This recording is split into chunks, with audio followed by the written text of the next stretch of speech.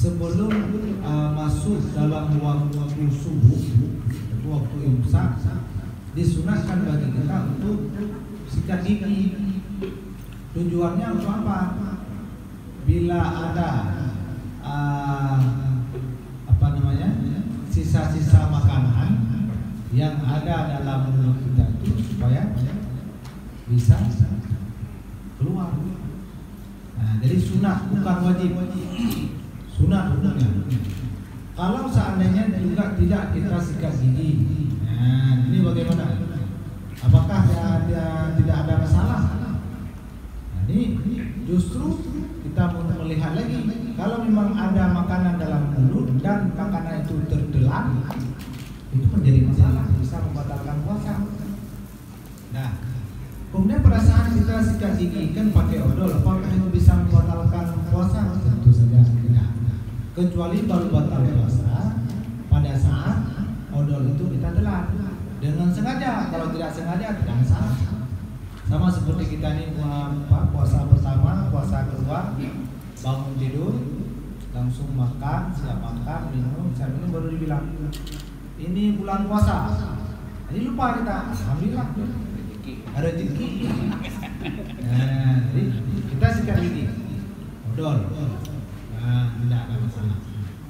Nah, jadi seperti itu. Mana bagusnya, sunatnya, sesudah kita makan sahur, sebelum waktunya imsak, disunahkan bagi kita untuk sikat gigi. Tujuannya sisa-sisa makanan itu keluar.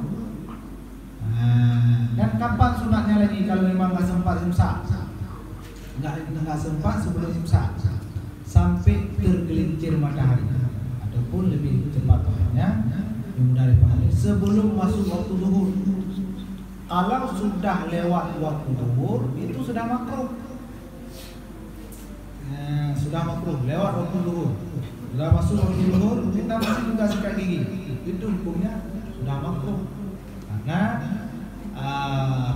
nafas ataupun bau mulut daripada orang yang berpuasa ini akan digantikan dengan kasturi di yaumul puasa.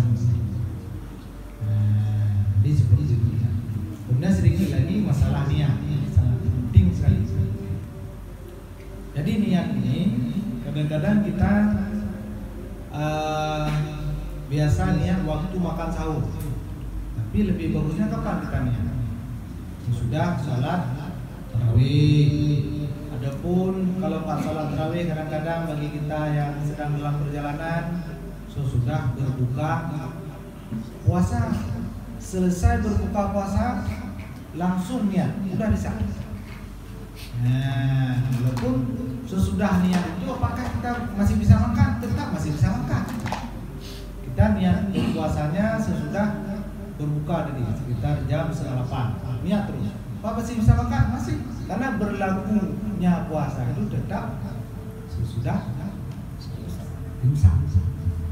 Ya, seperti itu. Alhamdulillah luar biasa.